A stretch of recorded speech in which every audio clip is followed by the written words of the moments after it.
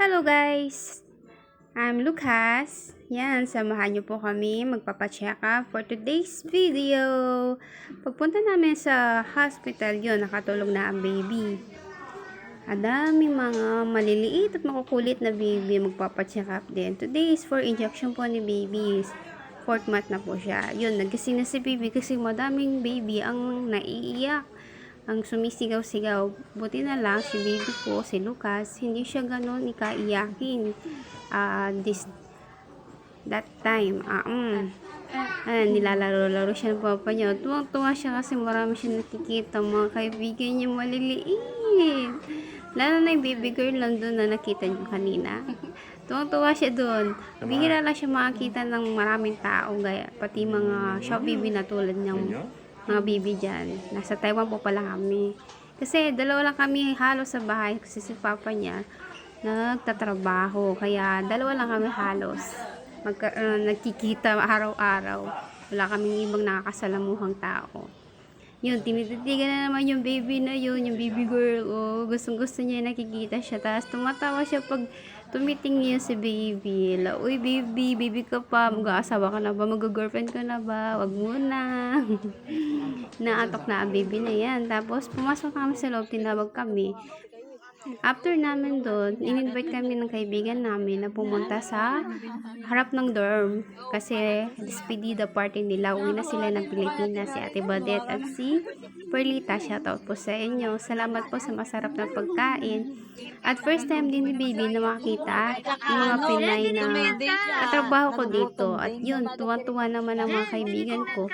Kasi nakita nila for the first time ang baby ko. 4 months na po pala si baby at ngayon pa lang nila siya nakita nung nanganak kasi ako, hindi halos sila nakapunta dito sa bahay. Diyan lang pala makapagpapatay. Diyan Papalambing para subuan mo daw siya. Doon sa Nakat talaga ni Jan. O, tindal mo Ito na lang ako. Bawal pa subuan niya. Diyan ka sa atin mo. 4 months pa lang. 4 months na sa gatas. Kaling-kaling ka na. Ay, parang pati ikaw, paano yung namapakunot eh. Gusto niya nang pinakain. Ang ganda ng ngiti niya. Diyan ang ganda ng ngiti. Tuwa siya sa'yo, Jen. Si Jen naman? Oo, maghanapin.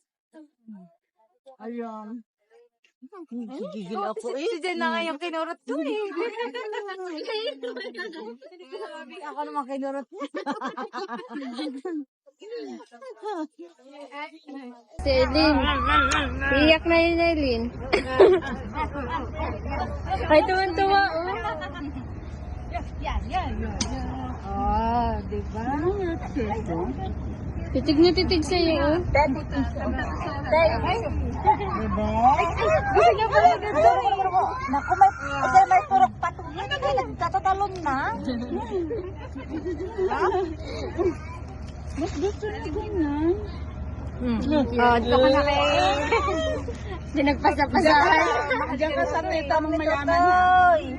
Tutoy porni, tutoy ang aming tutoy. Saan yung bibig niya? Ito, tigas na ng ano niya, no? Ang cute, parang manika. Yan lang ka. Ala, kinis ko na sa okay lang. Bawal ikis. Diyan ka lang ka? Nakita mo yan ng gatas sa kumakain mo kanya. Yun ang pangyalan. Oh, sabi ko na, iiyak pag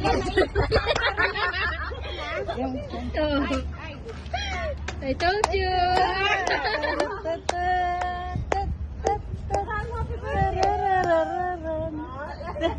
Pero nakakulot talaga yun niya pag sa'yo. Bakit alam niya ba ako naghawak? Oo. Alam niya ba? Napipin niya yung energy.